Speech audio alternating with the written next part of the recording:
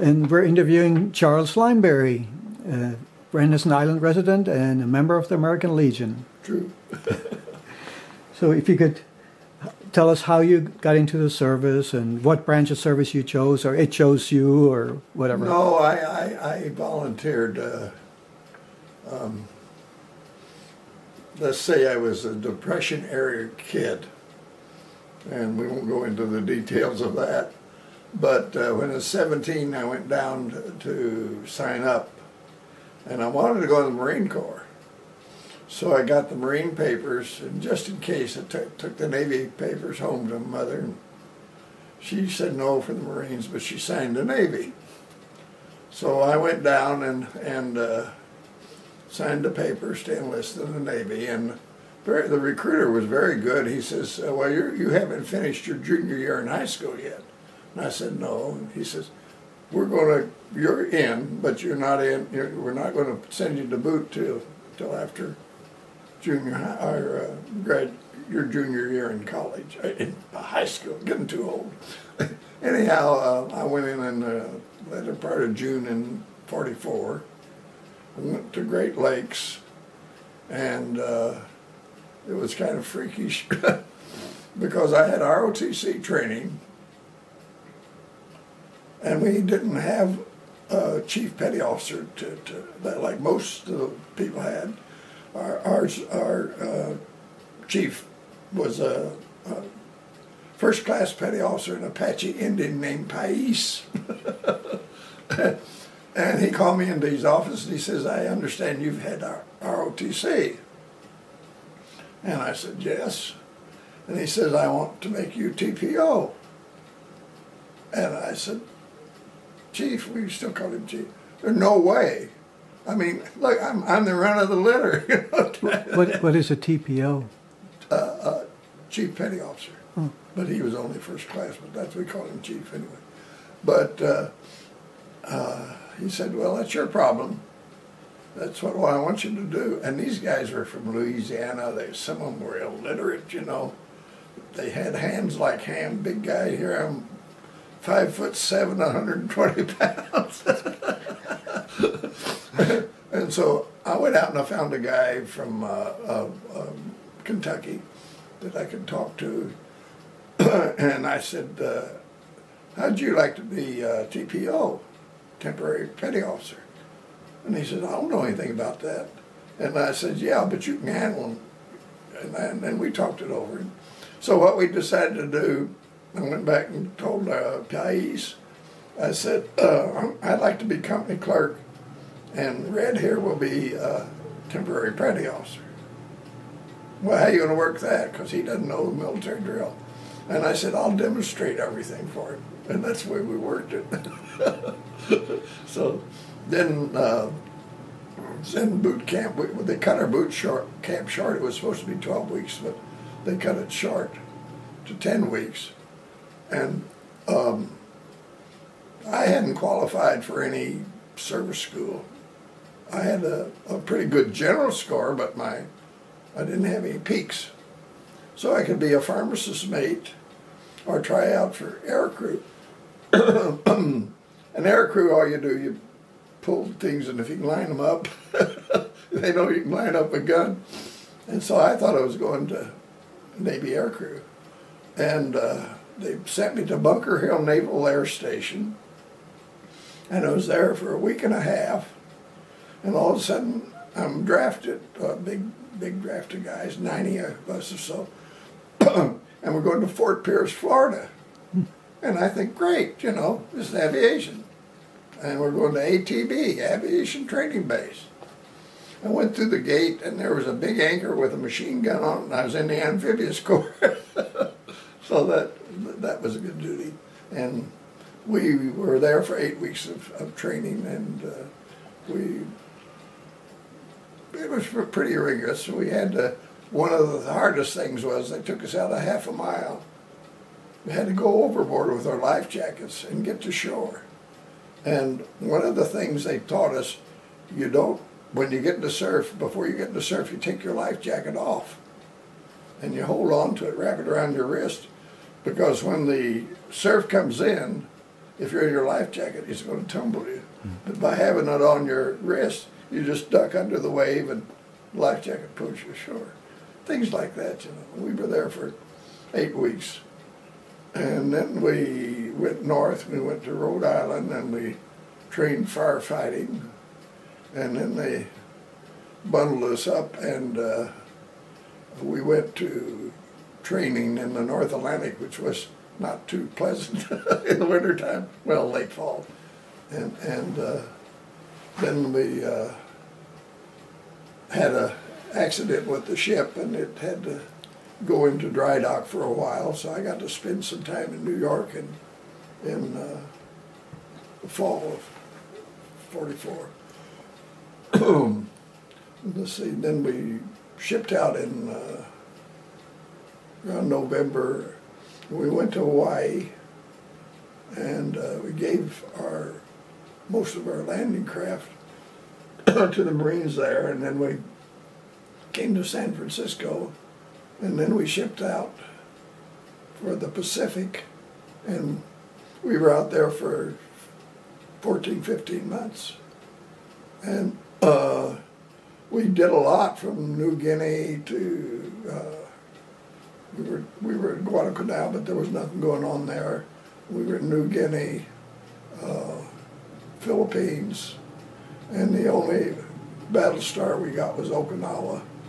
And actually, they never did anything except fly over our ships, and why I don't know, but they were always after the ships of the line, the battleships and the destroyers and stuff. And they never bothered, and if they'd wanted to stop this invasion, that was the place to hit the troop carriers, but they didn't. Anyhow, we left there in June of '45, and we sailed south, and we were training for the invasion of Japan when they dropped the bombs. And so we went to Japan, had to ride out 2 typhoons to get there, and we only spent about 3 days in Japan. And then we sailed, got rid of our cargo. We were basically we carried cargo, a lot of ammunition and other things to support the landings. And the way the landings worked, our boats went straight to the personnel carriers and took the troops ashore, and then started bringing the cargo to support them ashore. And that's the way the thing worked. Anyhow, we left Japan, and we went back south after the war was over. We went south, and we went into Atlantia again, and we loaded up with military supplies. And the shooting war was over supposedly, and we go to Batavia in what was then the Dutch East Indies. And we were supposed to unload this cargo for the Dutch. They were fighting the Indonesians. But the Indonesians had control of the port when we got there. And boy, did they sucker us in. We didn't know. They came out with a pilot boat. They let us in, you know. We tied up to the dock, and then we got the word. And they wanted our supplies. Well, the captain couldn't give them to them, you know. He couldn't do it. And they didn't want to get involved with the Americans, really. But so we were there 2 or 3 days, I guess. And a British cruiser with 8-inch guns showed up. And were very nice. They said, let them go or we're going to open fire. And so we sailed back to Atlantia and gave the Dutch back their supplies. But the thing is, in the records, only in the last bunch that I was able to get about the ship, before they said we went on a show the flag run, not to Batavia, but some other part. Mm. And it was apparently we weren't supposed to be there publicly, And anyhow, it was an incident. I know I was on the signal bridge at the time, because that's what I was doing when I was in my boat, you know. And I stood signal watches. And the war was over, everybody was traveling with flow lights, and all we had was our running lights on. And when the ship passed us, they wanted to know who we were. All I could send was our military code, X-ray 278. And if they didn't know what that meant, we didn't tell them nothing. So they never told us anything. We never knew where we were going until we got there. But anyhow, they took all our boats away from us. They didn't take mine because mine was outside and they used it as a lifeboat too. But they took all our boats away from us. And some of them they sailed out to start their engines and sailed them out and used them for target practice. 60-foot landing craft, they sunk. And then we got back to the States in February '46. And everybody had leave. They could go leave. I drew the leave, but I didn't take it the first night because I saw all the fruits and vegetables and steaks and ice cream. We'd been living on dehydrated stuff. I still can't eat a dehydrated egg. and then after a short time in San Diego, we sailed up to Treasure Island in San Francisco, and that's where I was discharged. And they offered us all promotions if we'd stay another 6 months, but most of us didn't. And that ended my career. And yeah, like I said, it was good for me because I got the GI Bill. I was able to go to college on that. I was able to buy my first home on the GI Bill. And I would never have been able to do that if I hadn't gone to service. I don't think, because I mean, even after I got out of the service, it was hard to get a job that paid over $1 an hour, and without any education or anything. So I went to Washington State University, and I took forestry. And then when I graduated, I started to work for a lumber company, and I was junior assistant managerial trainee. That's another word for gopher.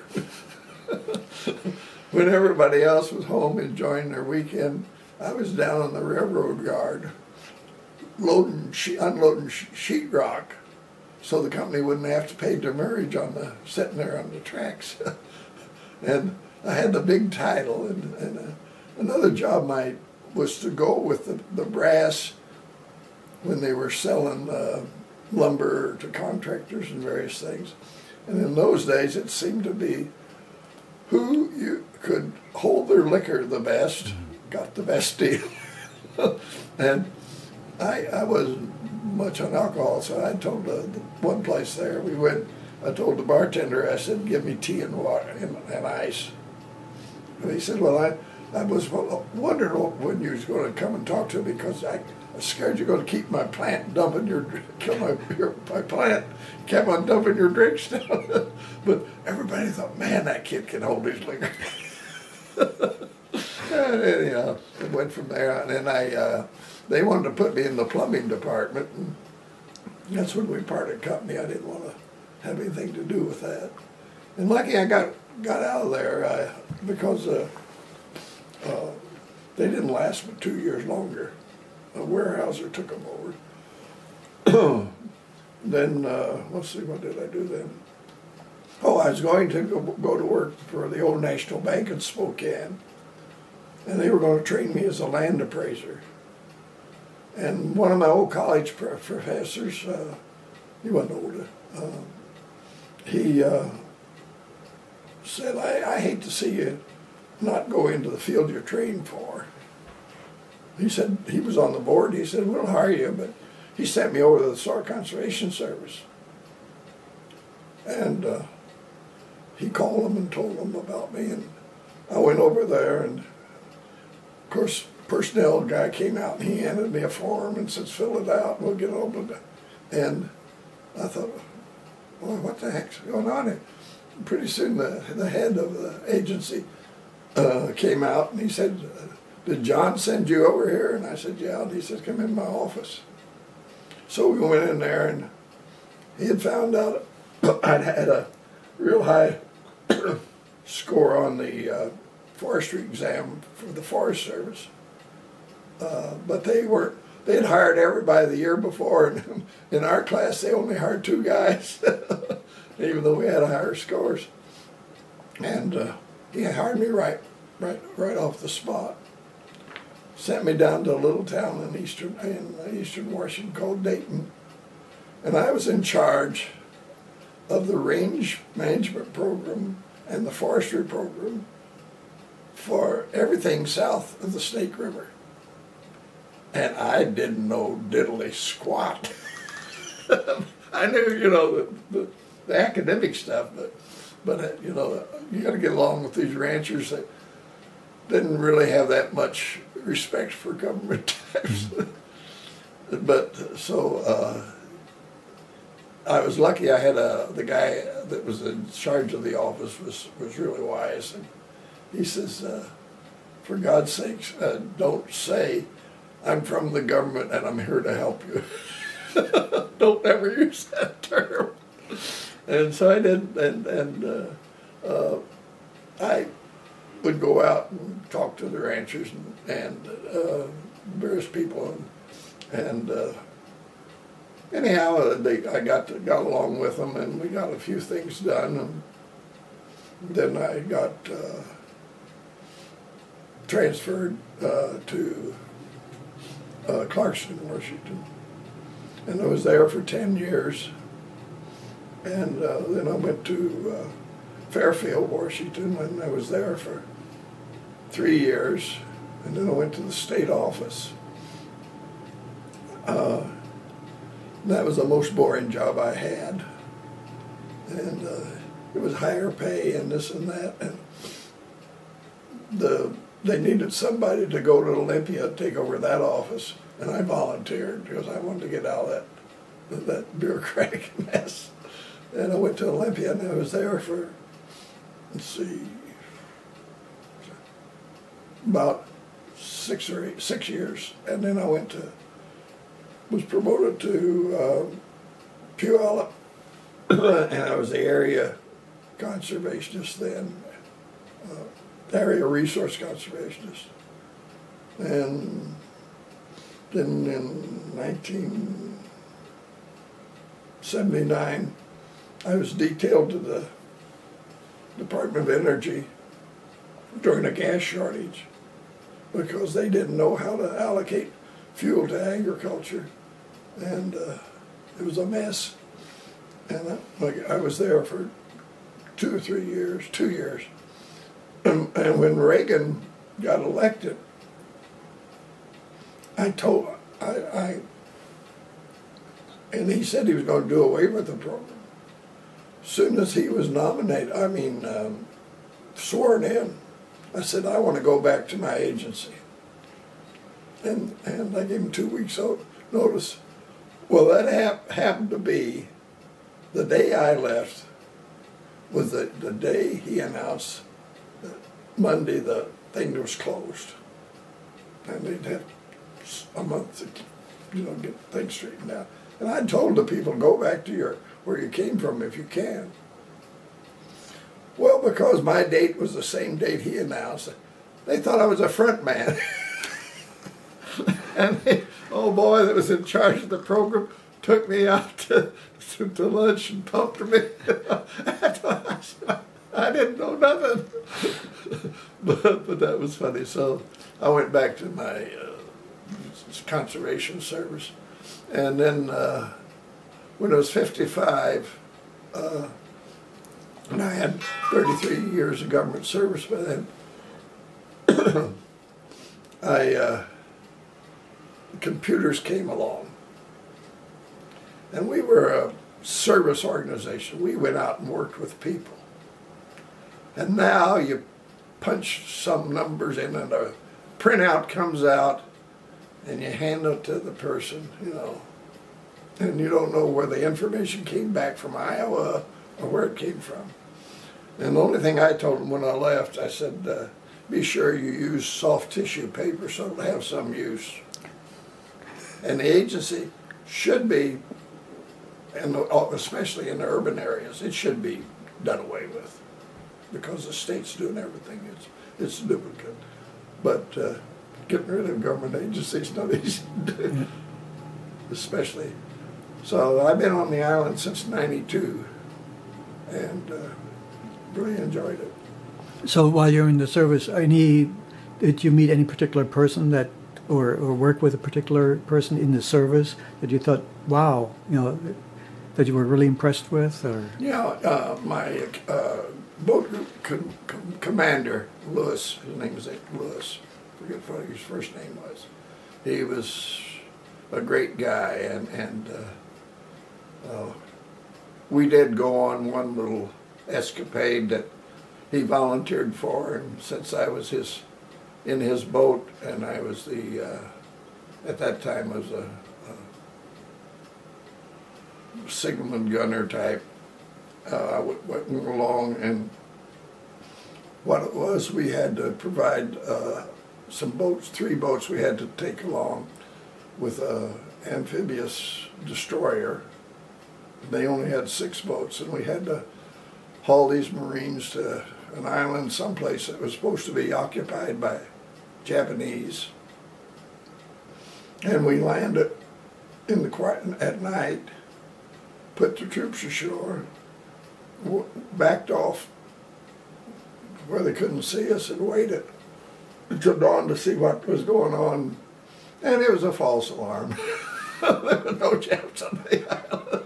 well, that's good. Huh? That's good. Yeah, you know. But one thing did happen. We had 2 boats tied up close together so we could converse with each other, and all of a sudden they started to jump. It startled us. So we didn't have tight lines. We were loose lined together. And this whale shark had swam up and was rubbing its back on the, we didn't know what it was. But as it swam out, we could see the trail of phosphorus. And one guy saw spots on it. And when we got back to the ship, we told him, one guy said, that was a whale shark. They were harmless, but they're big. So that was probably the most excitement I had during the whole thing. But, you know, yeah, Lewis was great. He was from Miami, Ohio. He graduated from there. He was a great guy. And then there was Alvin Baker Cross. We called him A.B. This guy had a photographic memory, but he was never over a second-class seaman. He didn't want it. I'd be up there on the bridge and trying to get the code from this guy at Guam. He was a show-off, and instead of having dots and dashes, he sent it so fast he had a bright stream of light, and that was it. But A.B. could repeat what he had sent, and it took him about half a day to learn the code, what the letters meant. And he could just, he could read the newspaper and the next day tell you every word that was on it. Oh. But he wouldn't take a promotion. No, he was a great guy. When we were at Fort Pierce, his home was across the Indian River. And one night, we didn't get caught, thank God. We swam the river, went to his house, and had some civilian chow. That's before I knew that there's alligators in there. We managed to get back to our tents all right. But he was just a great guy. I tried to get him in the radio program, because he could go down there and listen to those guys, and the code coming in, and he knew exactly what it was. But I don't know what happened to him. He's from Florida. But he did have one weakness. We could get Benris wristwatches for $19. And he would go on leave, and he'd meet some gal. He'd never come home with his wristwatch. So anyhow. And there was a few other guys but I didn't keep. We didn't keep track of each other. Did you have a girlfriend while you were in the service? Oh no. No, you were gone. We weren't any place long enough for that kind of thing. No. No. Oh, I got a picture of. I'll show you later. Of a gal that I was double dating with. I was with another gal in New York, and her picture is in the book that Tom Brokaw wrote with her husband. And I got her picture. She's wearing the same coat. Oh. So, I'll show you that after a while. But no, I didn't have any. I don't think anybody. I didn't personally shoot at anybody, and nobody personally shot at me. The only shots we fired from our boat was this young guy that they assigned to my boat, and we had 230 caliber machine guns on our boat, and a Japanese, what they call a Betty, as a bomber, flew over probably over 10,000 feet. Nobody was shooting at it. He opens up with a 30 caliber. Now we got to count for. Yeah, I stopped him before he got too many rounds out. Maybe he got 25, a couple dozen, because he was smart enough. He didn't just open up. He shot and burst, and I was able to stop him. But I said, now we got to account for this ammunition. How are you going to explain it? Because I'm responsible. And he says, well, I don't know. And I said, well, you go down the road. There's boats from other ships. Maybe they got a kinder gunnery officer. He won't be counting your, see if you're, and come back with a full box. So he went down and come back with a full ammo box, and we put it on the deal. But actually, our gunnery officer never asked us anything. So there was a lot of bluffing going on in the Navy. They'd say, this is going to happen to you, that's going to happen to you. None of it ever happened. No, it was a good deal. But well, let me take I'll cut this and I'll take a picture of your friend.